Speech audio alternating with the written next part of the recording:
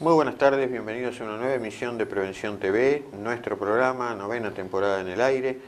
Y hoy vamos a seguir con el tema que nos quedó pendiente. Sí, el porque tema en de los realidad, síncopes no alcanzamos. Los síncopes no alcanzamos ni siquiera a definir correctamente los síncopes de causa cardíaca.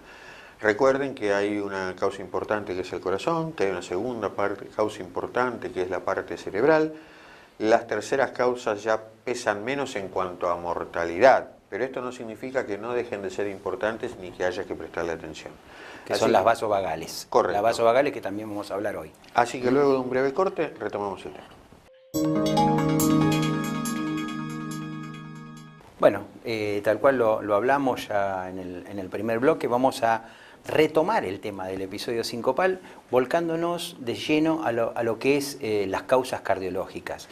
Brevemente habíamos comentado al final del programa pasado que pueden haber problemas valvulares, habíamos hablado de la válvula aórtica fundamentalmente, pero puede haber otro tipo de problemas. Si querés podés describir el de la válvula aórtica, cuál es el mecanismo, y después podemos también hablar de episodios sincopales, más que sincopales por ahí, de alguna muerte con la actividad física en aquellas personas. Bueno, pero esas enfermedades cardíacas por eso, empiezan teniendo síncope. Exactamente. Por y ahí. Luego, si uno no presta atención, terminamos en la muerte súbita. Bueno, habíamos hablado brevemente de arritmias con corazón, que ponían el corazón lento o arritmias rápidas. Esa era una primera categoría de problemas cardiológicos. Una segunda categoría son las válvulas y normalmente, como dijo Javier, la válvula aórtica. Esto es la puerta que comunica el corazón con la cañería del cuerpo. La válvula aórtica, cuando se empieza a obstruir, se abre ya con dificultad, es lo que nosotros conocemos como estenosis. Hay enfermedades que vienen desde la cuna que favorecen esa estenosis, hay otras enfermedades que son adquiridas y hay otras simplemente, todos ustedes me van a decir, pero Colombo, usted nos dice siempre que con el correr de los años, con la vejez, esa válvula se empieza a despulir, se llena de calcio, puede abrir un poco peor con más dificultad, pero la que depende de la edad es un problema solamente para el 5% de los pacientes. En realidad, Fernando, son enfermedades del alma, del almanaque. Sí. El punto es que cuando uno tiene una estenosis aórtica, porque la enfermedad se llama así, y llega a ser estenosis aórtica severa, esto es, nos cuesta abrir la puerta para que la sangre bombee, el corazón puede estar asintomático un largo tiempo. Y uno enterarse porque va al consultorio del especialista, uy, tiene un soplo, uno empieza a tocar pulso, lo empieza a revisar, tiene este problema. O a veces hay síntomas. Los síntomas son 3. Uno es la pérdida de conocimiento que uno puede recuperar, que dentro de los síntomas es el más, no voy a decir benigno, es simplemente el que más tiempo nos da para resolverlo. Porque benigno no es, el problema sigue ahí.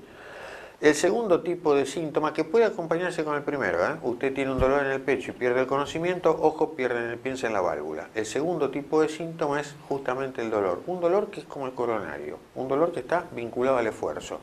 El síncope de la válvula aórtica también normalmente es un síncope con el esfuerzo. Puede ocurrir sin esfuerzo, pero con el esfuerzo es más frecuente que se dé.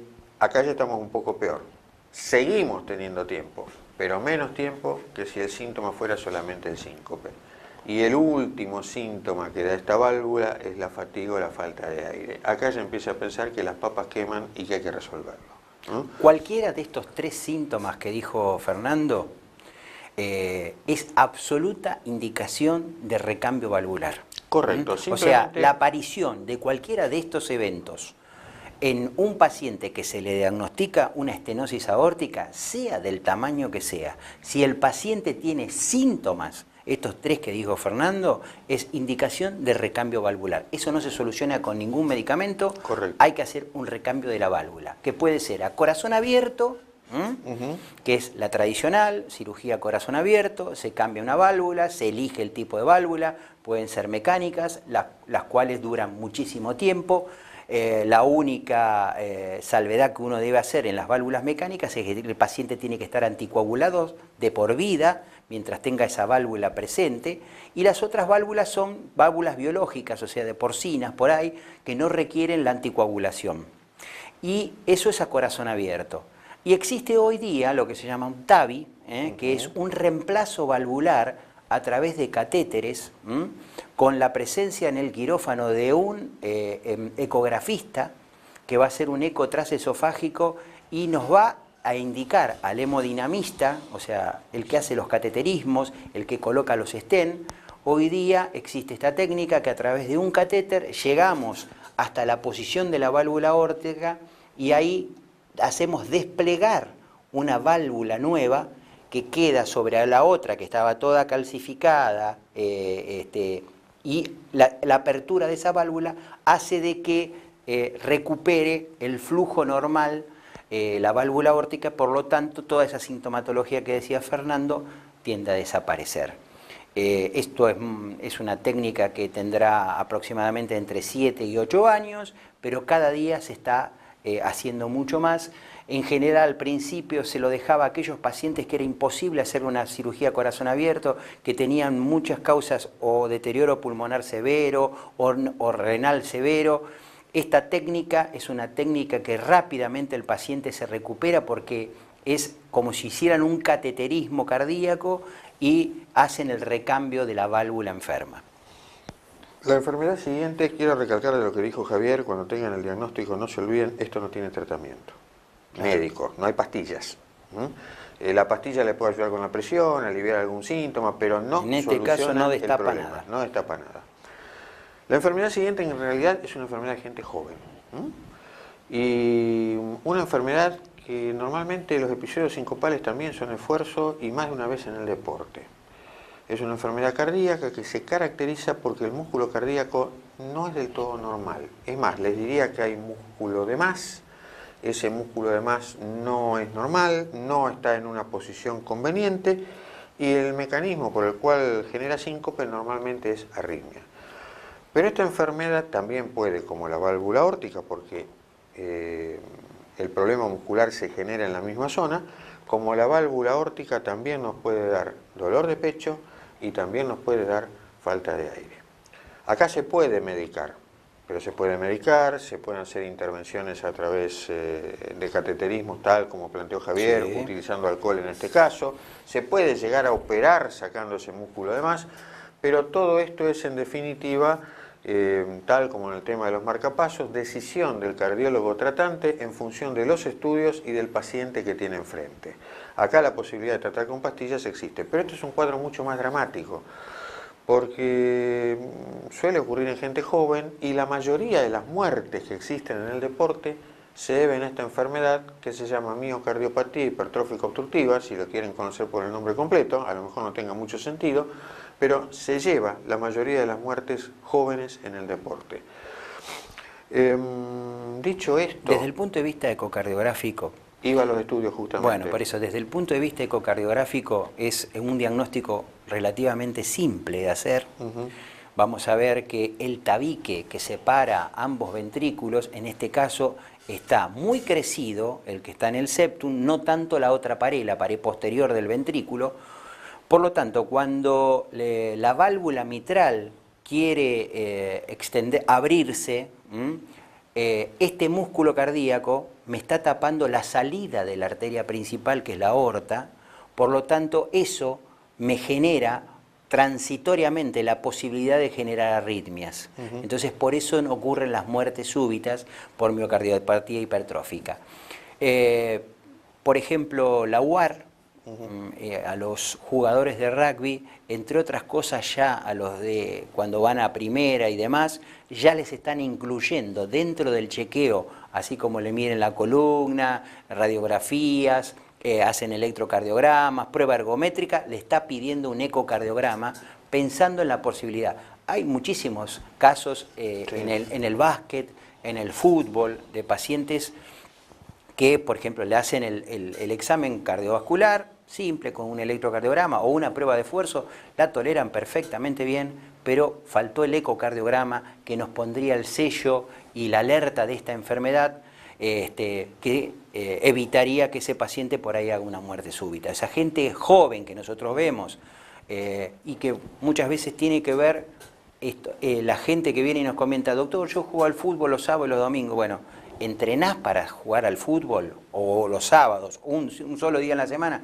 No hago nada, voy directamente y juego. Bueno, esos pacientes son los que más riesgo tienen de padecer una muerte súbita a través de la actividad física, porque muchos de esos tienen este problema o tienen el problema valvular y no lo sabían, y puede generarle una muerte súbita. Para sintetizar el tema cardiológico y no hacerlo más largo, no hablamos de problemas coronarios porque los problemas coronarios cuando producen síncope lo hacen en general a través de arritmias, y de las arritmias ya hablamos.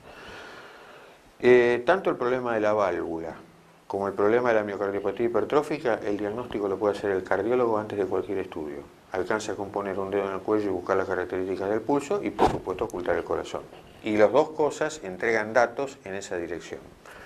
Ahora bien, tanto el problema valvular como la miocardiopatía hipertrófica, el diagnóstico se hace con el estudio que termina de decir Javier, que es el ecocardiograma Doppler. Y ahí hacemos una breve pausa, no toque el control remoto y seguimos con los episodios sincopales o la muerte súbita.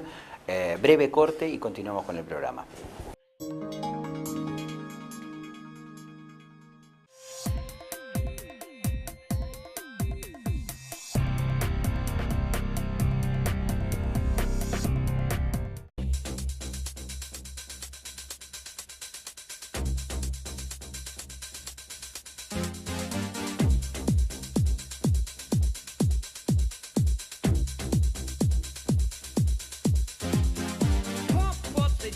Pump it up while your feet are stumping and the jam is pumping. Look ahead, the crowd is jumping. Pump it up a little more, get the party going on the dance floor. See, cause that's where the party's at, and you find out if you do that. A place to stay. Get your booty on the floor tonight, make my day. A place to stay. Get your booty on the floor. Somos FEMEVA Salud. Te ofrecemos la mayor y más amplia cobertura. Visita nuestra nueva y moderna sede, donde podrás conocer planes a tu medida, utilizando tus aportes o afiliándote de forma directa. Llámanos al 0800-333-3032. Bransen 309 en Quilmes. Superintendencia de Seguros de Salud. RNMP 414124.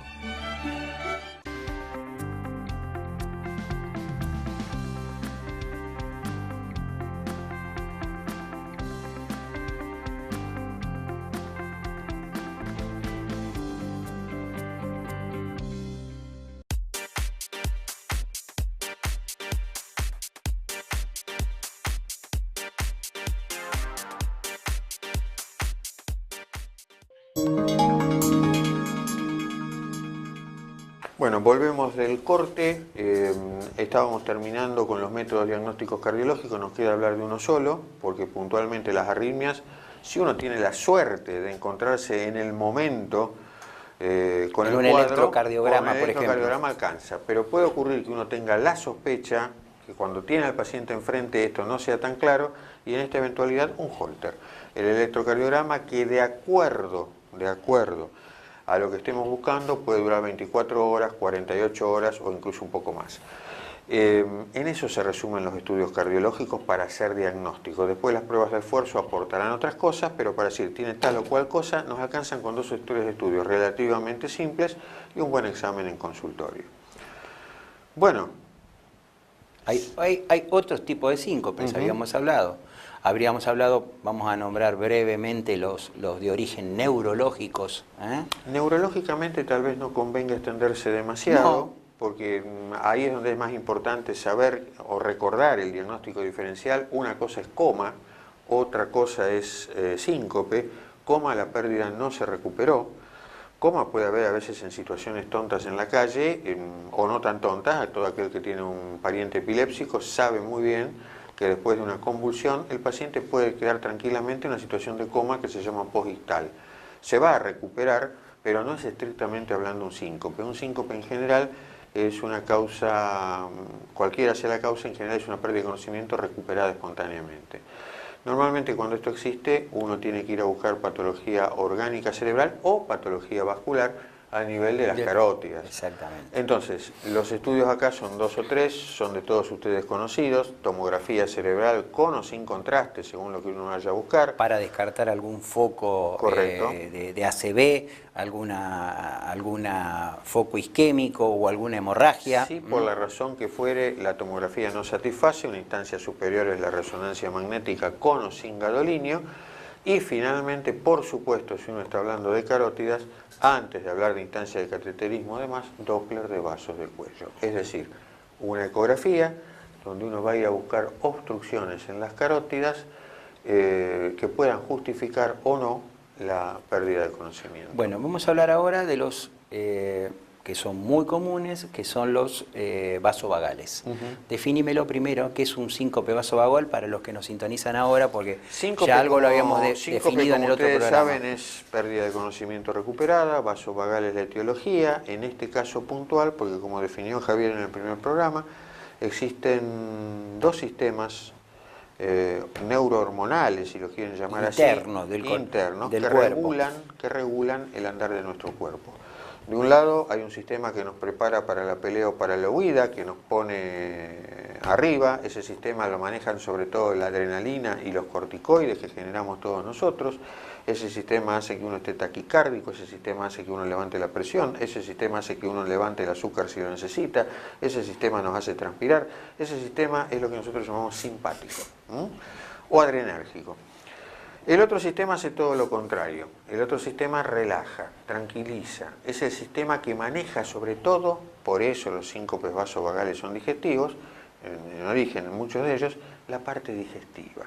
Ese sistema hace exactamente todo lo contrario. Va a inducir bradicardia, ese sistema va a generar que la presión baje, ese sistema no nos va a levantar precisamente el azúcar, y ese es el sistema que está activo, ¿saben en quién? Sin que sea un problema. Y eso que hay gente que está permanentemente arriba, en los deportistas de élite. Los deportistas de élite tienen lo que nosotros llamamos un comportamiento vago tónico, porque ese sistema puntualmente está activo, y en este caso en particular es benéfico. Evita que un paciente entrenado le suba demasiado la frecuencia cardíaca, evita que la presión arterial suba más allá de los límites recomendados. Es decir, existen casos en que esto puede ser fisiológico, normal y benéfico. O sea, lo que está diciendo Fernando es que la frecuencia cardíaca de aquel paciente que está en la élite, que está haciendo deporte, que está entrenado para hacer deporte, uno de los síntomas que nosotros vemos, o de la repercusión que hace de que ese corazón sea el corazón de un deportista, es que late a baja frecuencia cardíaca. Cuando decimos baja frecuencia cardíaca, por ahí estamos abajo de los 50, puede estar en 48, en 46. Pero para ese paciente no es un problema. No es un problema, por eso el vagotonismo, eso es señal de que el paciente está bien entrenado. ¿Y cuál es la respuesta? Cuando ese paciente va a correr, va a hacer alguna actividad física intensa, ese corazón rápidamente sube la frecuencia cardíaca, y rápidamente, cuando cesa la actividad que le generó esa taquicardia, vuelve a esos niveles bajos de frecuencia cardíaca. Eso es lo que nosotros denominamos el corazón de deportista, y ahí va nuestra recomendación por la cual muchas veces le decimos a ustedes que vayan a caminar. ¿Por qué? Porque de esa manera ustedes van a lograr eso, que la frecuencia cardíaca, si estaba en 80, en 85, que es una frecuencia cardíaca inapropiada, si bien está dentro de la normalidad entre los 60 y los 100, entre los 60 por debajo de 60 dijimos que hablamos de bradicardia, y por encima de 100 hablamos de taquicardia. sería conveniente que ese corazón, para gastar menos oxígeno, para tener menos cantidad de latidos a lo largo del mes y de los años y de la vida, cuando uno hace una actividad física aeróbica, que es caminar, por ejemplo, tan simple como eso, 3 o 4 veces por semana, es como si estuviéramos tomando una medicación para bajar nuestra frecuencia cardíaca. Por lo tanto, ese paciente optimiza la frecuencia cardíaca, la baja a menos de 60, no va a tener 45, 46 como alguien que es de élite o está trabajando para correr una maratón, etcétera, etcétera. Esos pacientes manejan frecuencias cardíacas bajas, pero va a estar en general por debajo de los 60 o muy cerca de los 60, con lo cual el corazón, esa forma parte de lo que nosotros decimos la tríada de la longevidad, son 3 cosas: la baja frecuencia cardíaca, la baja tensión arterial y en general el bajo peso. Esos pacientes que uno lo ve flaquitos, desgarbados, que tienen una frecuencia cardíaca muy bajita y una tensión arterial muy baja, que está en los 100, en los 110, esos pacientes viven mucho tiempo.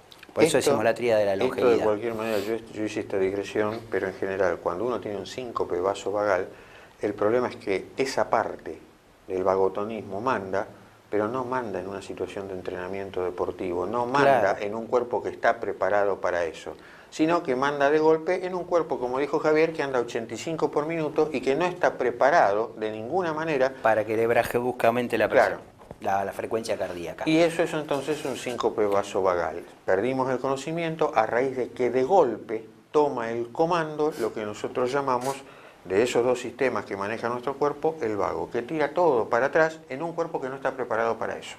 Entonces, ese síncope vasovagal surge como consecuencia de ese aumento del tono vagal, de ese sistema parasimpático, que me va a cursar con bradicardia e hipotensión arterial. ¿Y cuánto sucede? Por eso decimos muchas veces de origen digestivo. Ustedes han visto infinidad de veces, seguramente en un restaurante, alguien que está comiendo y de repente hace ¡pum!, se cae redondo. Eso tiene que ver con la parte digestiva. Por ahí estaba comiendo, provocó una dilatación muy importante del estómago y ahí se activó el sistema parasimpático que predomina en ese momento con un tono muy alto y le generó al paciente en forma transitoria una bradicardia y una hipotensión que el cerebro no toleró y por eso el paciente se hace un episodio sincopal. Te voy a interrumpir acá. Tuvimos un paciente no hace mucho tiempo en la terapia intensiva del sanatorio. La señora estaba comiendo, se salvó porque había gente del SAME ahí a mano, pero también no es raro que en un restaurante alguien se atragante. Esto no es exactamente una pérdida de conocimiento, No, puede ir en juego la vida. Puede la vida, sí. Pero contale a la gente más o menos qué es lo que hay que hacer si uno enfrenta una situación de estas. Bueno, es tan frecuente eso que, por ejemplo, en España, en la literatura médica española, hay 5 muertes por día por atragantamiento. Más o menos la población de España es parecida a la de la Argentina, así que seguramente en nuestro país también ocurre eso. Entonces, cuando pasa eso, que hay un atragantamiento, hay una maniobra que se llama Heimlich. No importa, la maniobra es la siguiente. Cuando ustedes tienen al paciente, o sea que está atragantado, lo toman de atrás y le comprimen bruscamente la cavidad abdominal y el paciente automáticamente va a expulsar, porque ustedes están generando una presión positiva hacia arriba y va a sacar el bolo alimenticio que le está tapando la epiglotis y no le está permitiendo respirar.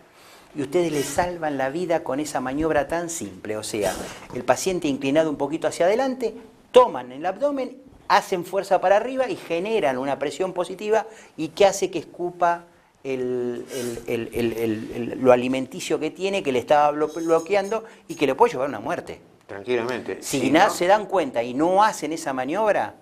Si con la primera maniobra no sale, insista, continúe. Bueno, nos están haciendo señas. ¿Cómo se estudia este síncope vasovagal? Simplemente hay un estudio que se llama TIL-TES, lo digo brevemente, es una camilla basculante. El paciente va a estar de pie durante 45 días, durante 45 minutos, no 45 días, atado, por supuesto, ¿no? Y se le va a controlar la frecuencia cardíaca y un electrocardiograma y la tensión arterial. y se va viendo qué sucede con ese paciente. Hay veces que nosotros, a través de ese mecanismo, de esa camilla basculante, el paciente empieza por ahí con una taquicardia y después de eso viene la hipotensión arterial y la bradicardia, que nos determina que ese paciente, el episodio que tuvo es un síncope vasovagal. De hecho, usted en esa camilla basculante está atado, porque usted va a estar Claro. parado y por supuesto usted puede perder Puede. el conocimiento. De Así hecho, el que estudio está dirigido a eso. en ese momento, obviamente, la camilla se pone al revés, con las piernas hacia arriba y llevando flujo hacia el cerebro. El paciente se recupera rápidamente, pero hacemos el diagnóstico de síncope vasovagal. Y después viene lo más peligroso en sí, lo más embromado, que es para el médico, para ver cómo hace para evitar que esto se repita y si hay que medicar o no. Pero de bueno, vuelta, el paciente ya, con la alerta que nosotros le estamos dando a través de esto, es decir, va a poder manejar la situación de otra forma. Breve corte y cerramos el programa de hoy. Bueno, llegamos así al final del programa de hoy. Esperamos que les haya gustado. Esperamos que ahora puedan preguntar lo que quieran a través de las redes sociales. Hoy hemos tenido un poco más de tiempo para explayarnos. Sí. Les agradecemos una vez más la fidelidad, el seguir a ustedes allí y también nuestros sponsors. Y sin nada más, los esperamos en una nueva emisión dentro de 7 días. La verdad es un placer hacer este programa. Nos encanta, hace 9 años que lo hacemos y esperamos poder continuar con el 10º año. Así que les deseamos a todos ustedes una muy buena semana, que tengan lo mejor, que le pase lo mejor y nos encontramos dentro de 7 días en una nueva edición de Prevención TV. Hasta entonces.